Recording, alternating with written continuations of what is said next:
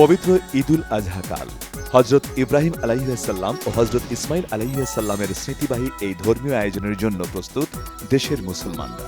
ধর্মীয় সম্প্রীতি ও ইসলামের মর্যাদা রক্ষার আহ্বান ইসলামী চিন্তাবিদদের।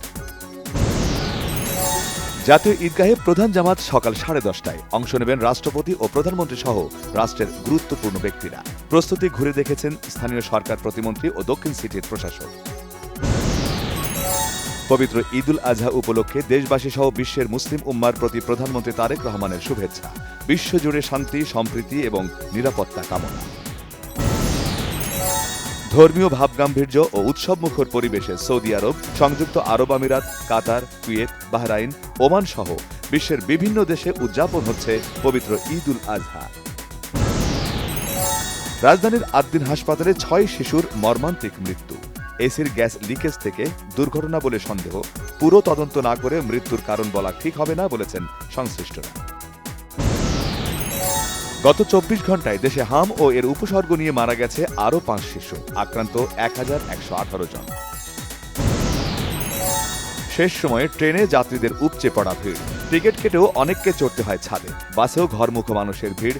বেশি ভাড়া নেওয়া হচ্ছে না জানালেন সড়ক পরিবহন মন্ত্রী।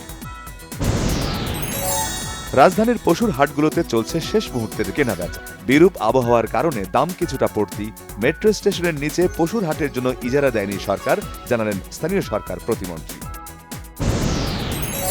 ডিএমপি কমিশনার মোসলেউদ্দিন আহমেদ জানিয়েছেন, আইনশৃঙ্খলা বাহিনীর তৎপরতায় এ পর্যন্ত রাজধানীর গরুর হাটে কোনো অপ্রীতিকর ঘটনার খবর পাওয়া যায়নি। কুরবানির চামড়া ক্রয়ে ধীরগতি দেখলে হস্তক্ষেপ করবে সরকার। প্রয়োজনে ওয়েট ব্লু চামড়া রপ্তানির অনুমতি, জানিয়েছেন বাণিজ্যমন্ত্রী খন্দকার আব্দুল মুক্তাদির।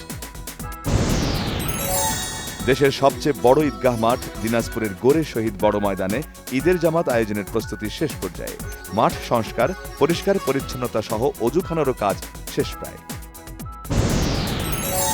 ঠাকুরগাঁওয়ে সদর উপজেলায় পাবলিক বিশ্ববিদ্যালয় নির্মাণের জায়গা পরিদর্শন করেছেন স্থানীয় সরকার, পল্লী উন্নয়ন ও সমবায় মন্ত্রী মির্জা ফখরুল ইসলাম আলমগীর। বিএসএফের পুশব্যাক অপতৎপরতা রুখে দিতে সাতক্ষীরা সীমান্তে টহল জোরদার করেছে বিজিবি। যেকোনো পরিস্থিতি মোকাবেলায় প্রস্তুত বাহিনীটি।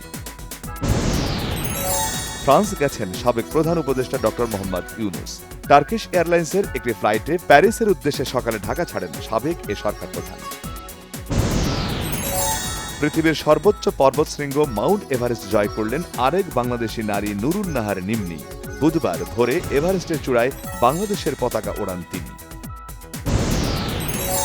মার্কিন সেনাদের জন্য কবরস্থান প্রস্তুত রয়েছে বলে হুঁশিয়ারি করেছে ইরানের ইসলামী বিপ্লবী বাহিনী। ইরান আত্মসমর্পণ করবে আশা মার্কিন প্রেসিডেন্ট ডোনাল্ড ট্রাম্পের।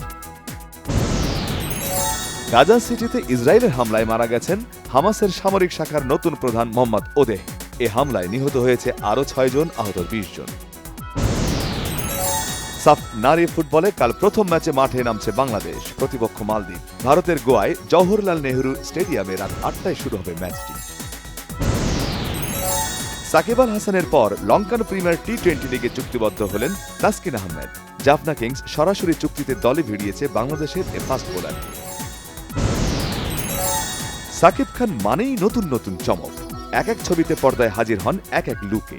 কখনো প্রেমিক, কখনো দুর্ধর্ষ গ্যাংস্টার রূপে। এবার সেই সাকিব খান পর্দায় আসছেন রকস্টার রূপে। রকস্টার নামের ছবির মূল চরিত্রে অভিনয় করেছেন তিনি।